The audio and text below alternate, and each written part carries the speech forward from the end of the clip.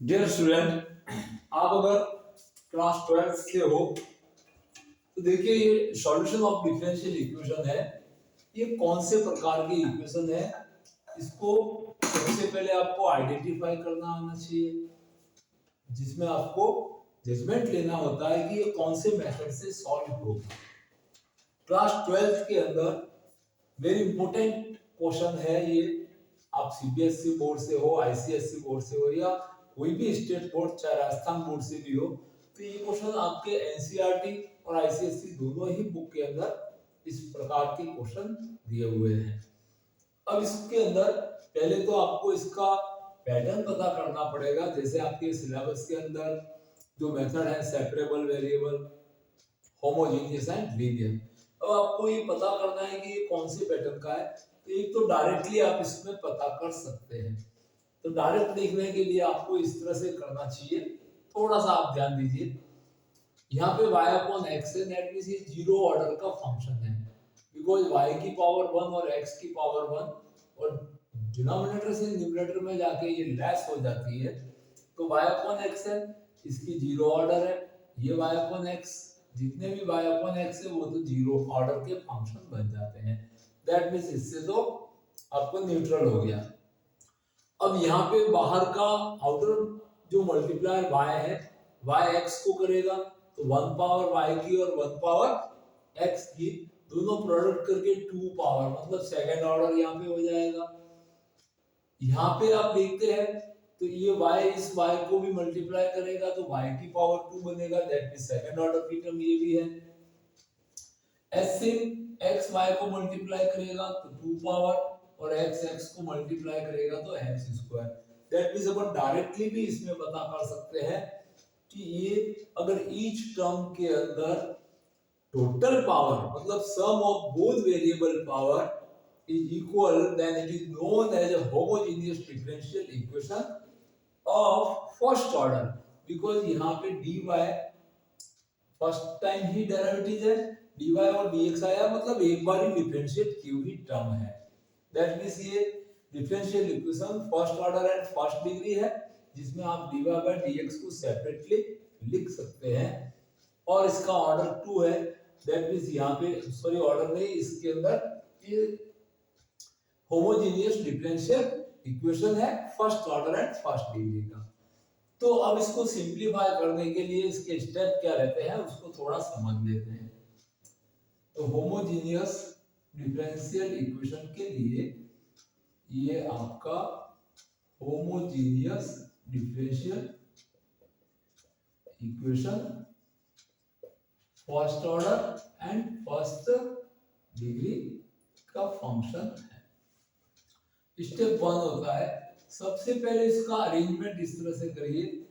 कि एक तरफ dy बाय dx रहना चाहिए और एक तरफ आपके x और y वेरिएबल के जितने भी टर्म है, जिसको अपन कह सकते हैं कि function of x and y both है। यहाँ पे जितने भी टर्म है उनको राइट हैंड साइड में ले लीजिए और फिर dy बाय dx को अलग कर दीजिए। अब इसमें एक सब्स्टिट्यूशंस वैल्यू, आपको एक नया वेरिएबल इंसर्ट करना होता है। Put y is equal to v multiply x, where v is another variable, and after differentiating इसको आप डिफरेंशिएट करते हैं तो dy by dx रिप्लेस हो जाता है। इसको u डॉट v से आप डिफरेंशिएट करेंगे तो v x का derivative 1 and x and v derivative is dy by dx। That means generally जितने भी होमोजेनियस क्वेश्चन है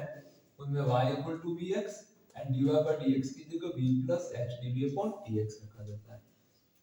कभी कोई ऐसा केस आ जाए, ये जनरली रेगुलर आपका रेगुलर कंडीशन में है, कभी ऐसी आ जाए स्थिति कि आपके फंक्शन x अपॉन y की टर्म में आपका क्वेश्चन आ जाए, तो उस समय इसको जस्ट ऑपोजिट कर दीजिए। dy by dx की जगह dx अपॉन dy को रिप्लेस किया जाता है, तो उसके अंदर x की जगह vy रखा जाएगा और dx अपॉन dy रिप्लेस हो जाता है v plus y into dv upon dy। ये y के रेस्पेक्ट सॉल्व किया जाता है जब function of x upon y की टर्म में हो।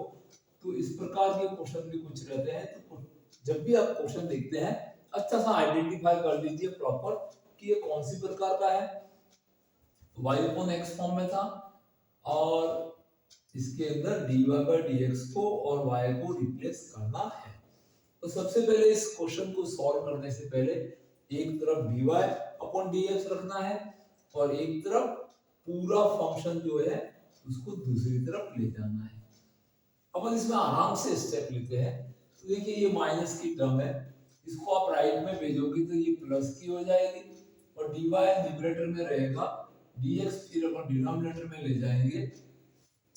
ये टर्म आपका न्यूमरेटर बन जाएगा और जो dy का मल्टीपल है वो इस टर्म का डिनोमिनेटर बन जाएगा। तो आपको कुछ इस तरह से आपकी क्वेश्चन दिखेगा, y into x cos of y upon x plus y into sin and y upon x and dx is equal to, इस टर्म को राइट में ले जा रहे हैं, then x multiply y sin of y upon x minus x cos of y upon x and dy। ये पूरा term आपने राइट हैंड साइड में भेज दिया है। अब dy बाय dx एक तरफ रहना चाहिए, तो ये dy और यहाँ से dx इसके नीचे आ जाएगा डिनोमिनेटर में और ये पूरा टर्म इसके डिनोमिनेटर में आ जाएगा। तो आपको ये नेक्स्ट स्टेप इस तरह से लिखना है, y multiply x cos of y upon x plus y sin of y upon x और इसके डिनोमिनेटर में ये टर्म इसके डिनोमिनेटर में भेज दीजिए, then x and multiply y sin of y upon x and minus x cos of y upon x is equal to dy और ये dx इसके नीचे आ जाता है। तो इस तरह से आपने इसको dy बाय dx अलग कर दिया है और एक तरफ x और y का फंक्शन आपको मिल चुका है। अब अपन प्रॉपर सॉल्यूशन पे आते हैं। तो अपन अब नेक्स्ट स्टेप y की जगह bx और dy बाय dx की जगह b plus x dy by dx रखेंगे। लेट y is equal to bx and dy by dx is equal to, इसको डिफरेंशिएट करने से b plus x dv upon dx। इस डिफरेंशियल इक्वेशन में आप dy by dx की जगह पे ये टर्म रिप्लेस करिए और y की जगह पे जितने भी y है वहां पे bx आपको रखना है और इसको थोड़ा सिंपलीफाई करना है। देन dy by dx को मैं रिप्लेस कर रहा हूं b plus x dv upon dx is equal to, ये dy by dx था, इसकी जगह b plus x dv upon dx आ गया है और इन दोनों टर्म में y की जगह पे आपको ध्यान से bx रखना है,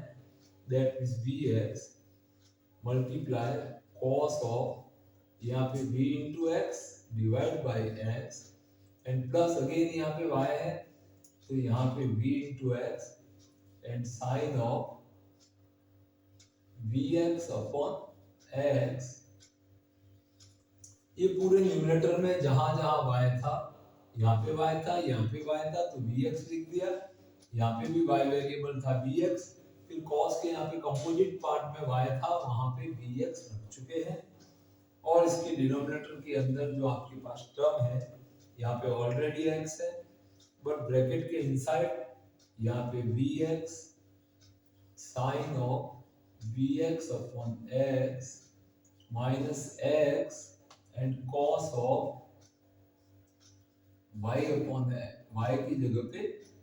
यहाँ पे भी आपके पास bx आ गया है and close this bracket। अब यहां से देखिए आपको कैलकुलेशन करना है। तो अपन नेक्स्ट स्टेप पे आते हैं।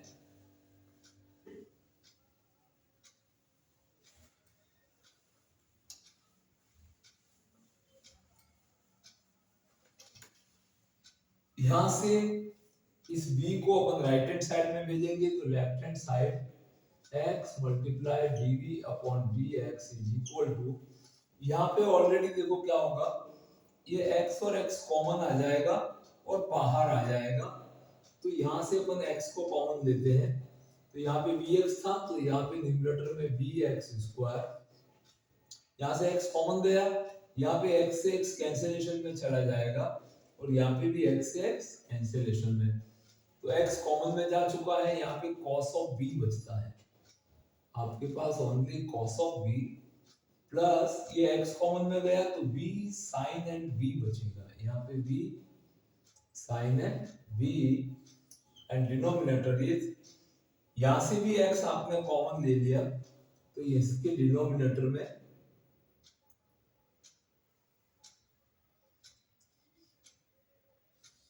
ये इसका डिनोमिनेटर,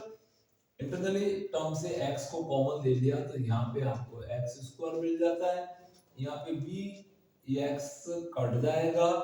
तो b sin b, यहाँ पे मिलता है आपको b sin of b minus x common में गया तो cos ऑफ b मिलता है, और यहाँ से जो लेफ्ट हैंड साइड में आपके पास b था इसको राइट में भेज दिया तो यहाँ पे आप माइनस b अपॉन 1 लिख सकते हैं। अब देखते हैं आगे कैलकुलेशन, आपको बहुत ही एक्यूरेसी बनाए रखनी है और कैलकुलेशन को सिस्टमेटिक करना है। यहाँ पे देखो ये इसके डिनोमिनेटर में है तो यहाँ पे x स्क्वायर से x स्क्वायर आपने कट कर लिया, अब इन दोनों टर्म में से b को अगर आप ओवरऑल न्यूमरेटर से कॉमन ले लेते हैं या चाहो तो यहाँ पे एलसीएम भी ले सकते हैं, कोई दिक्कत नहीं है, देन या तो इस b को इंटरनली मल्टीप्लाई करा दो, तो b यहाँ पे अंदर अगर मल्टीप्लाई कराएंगे तो b cos b plus b square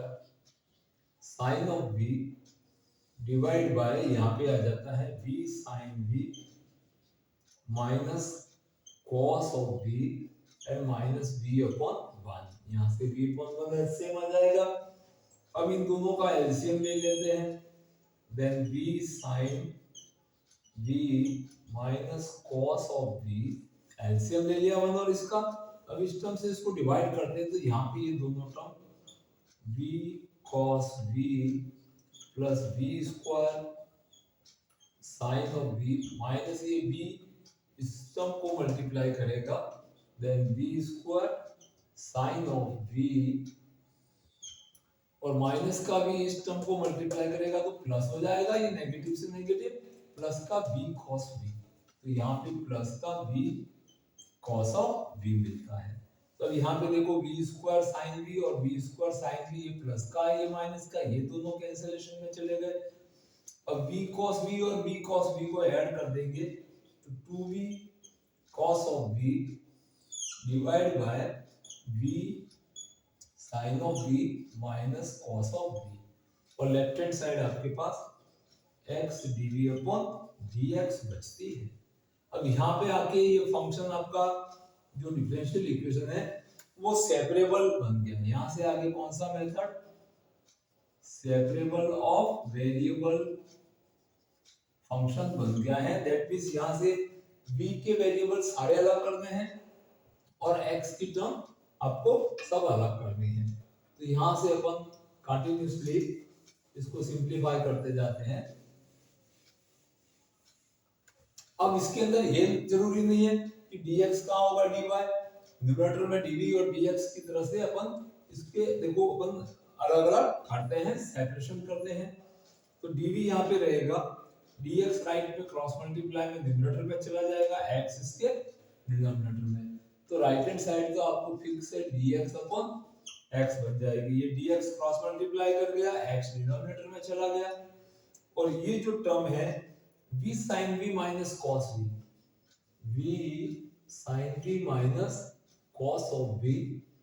ये इस dv के साथ में मल्टीपल में रहेगी और डिनोमिनेटर के अंदर 2b cos v, तो यहां से आपके पास 2b एंड cos ऑफ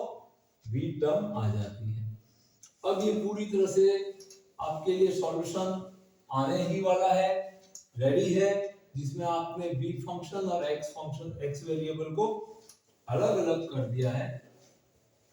यहां से अपन को करना होता है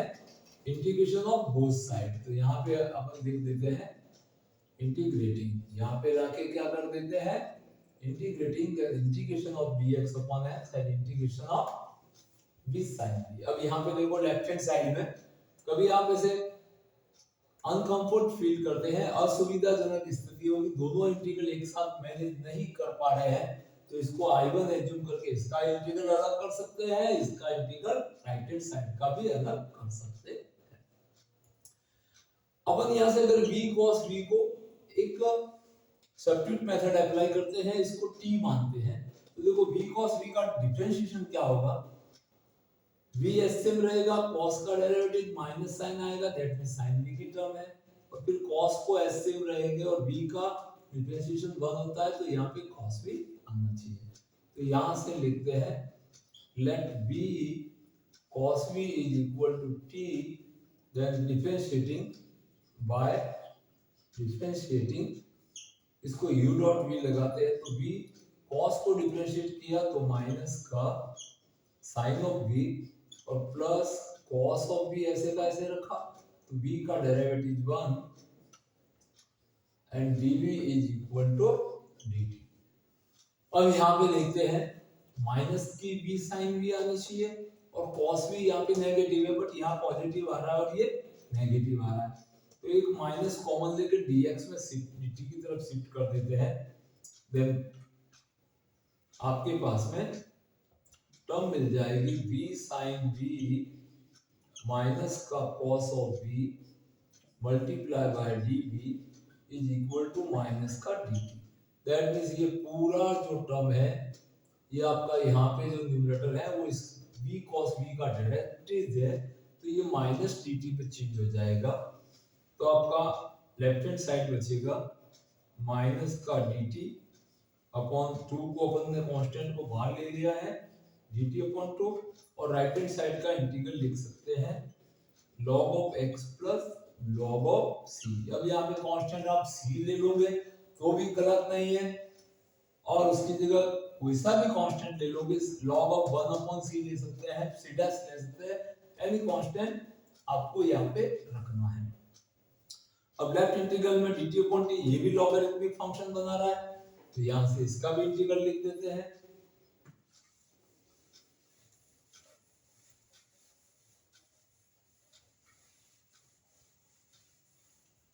तो देखिए माइनस का 1 अपॉन 2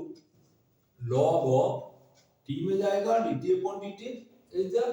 बिकॉज़ log t का डेरिवेटिव 1 अपॉन t रहता है, तो 1 अपॉन t dt का इंटीग्रल log ऑफ t, और t की जगह पे वैल्यू था आपके पास v cos ऑफ v, तो यहाँ पे इंटीग्रल भी कर दिया गया है और इसका वैल्यू भी रख दिया गया है, और log x plus log c को आप लिख सकते हैं log of x multiply c, दोनों का log m plus log n आपके पास फॉर्मेशन रहती है, log m plus log n is equal to log of m multiply n। अब ये माइनस का हाफ है, तो माइनस की पावर है, या तो आप इसके ऊपर आप पावर लगा सकते हैं, या 2 को इधर क्रॉस मल्टीप्लाई कर सकते हैं, माइनस को भी इधर भेज सकते हैं, तो उससे कोई फर्क नहीं गिरना है, आप जहां चाहो वहां पे रख सकते हैं। तो देखो इसको इस तरह से मैनेज किया जा रहा है कि log of v cos of v is equal to negative और 2 log of x into c, ये 2 इधर क्रॉस मल्टीप्लाई कर दिया, माइनस को भी इधर शिफ्ट कर दिया, अब ये -2 है वो इसकी पावर बनेगी, तो log ऑफ 1 अपॉन cx का स्क्वायर, ये माइनस शिफ्ट करेंगे तो ये डिनोमिनेटर में चले जाएगी और 2 है वो इस टर्म का पावर बन जाएगा, और इधर आपके पास log of v cos of v term रहती है। अब देखिए इस तरह से दोनों तरफ पर लॉगरिथमिक फंक्शन होने से इसका रिजेक्शन हो जाता है, log से log को कभी पेन से क्रॉस नहीं करना है, यहाँ पे आप इम्प्लाइज करके v cos of v is equal to 1 upon c square आएगा, 1 अपॉन c स्क्वायर को एक नया कांस्टेंट आप चाहो तो 1/c² को k लिख सकते हैं। दैट मीन्स यहाँ पे जो 1/c² है उसको k/x² लिख सकते हैं। और फाइनली v का वैल्यू रखेंगे तो because y is equal to vx, तो v का वैल्यू आपके पास में इसी इक्वेशन से लास्ट में v is equal to y/x आपको रखना है। तो यहाँ पे v वेरिएबल की जगह y/x cos of y/x is equal to k/x² and hence solution is, ये x से इसकी एक पावर कट जाएगी, x को आप इधर मल्टीप्लाई कर सकते हैं, then xy cos of y/x is equal to k. This is the solution of your given equation of first order and first degree and homogeneous equation थी। तो इसका जो सॉल्यूशन है बहुत ही आराम से सिस्टेमेटिक एक्यूरेसी बनाते हुए आपको करना है। आपके मेजर क्वेश्चन में आते हैं 12th क्लास के अंदर, आप किसी भी बोर्ड से हो तो ये 5 मार्क्स के अंदर आपके बड़े सॉल्यूशन के अंदर इंक्लूड रहता है। तो डिफरेंशियल इक्वेशन के जितने भी मेथड है आपके 3 मेथड सिलेबस में रहते हैं। तीनों की अच्छी प्रिपरेशन करने के लिए सबसे पहले हमारे चैनल को सब्सक्राइब कीजिए ताकि आपको पूरा कंप्लीट जो वेरी इंपॉर्टेंट क्वेश्चन है जो आपके मेन एग्जाम के लिए वो आपको अपडेट मिलता रहे। और आपको कई बेसिक वीडियोस भी हमारे चैनल पे मिल जाएंगे जिससे आप अपने फॉर्मूलों का मेथड है वगैरह आप इंप्रूव कर सकते हैं। तो अपने फ्रेंड्स सर्कल में अधिक से अधिक शेयर करें ताकि उनको भी इसका बेनिफिट मिले और आराम से सॉल्यूशन करना वो भी सीखें। तो इस तरह से अगर आपने सब्सक्राइब नहीं किया तो सब्सक्राइब करें, शेयर करें और प्यारा सा लाइक करें। Thank you watching this video.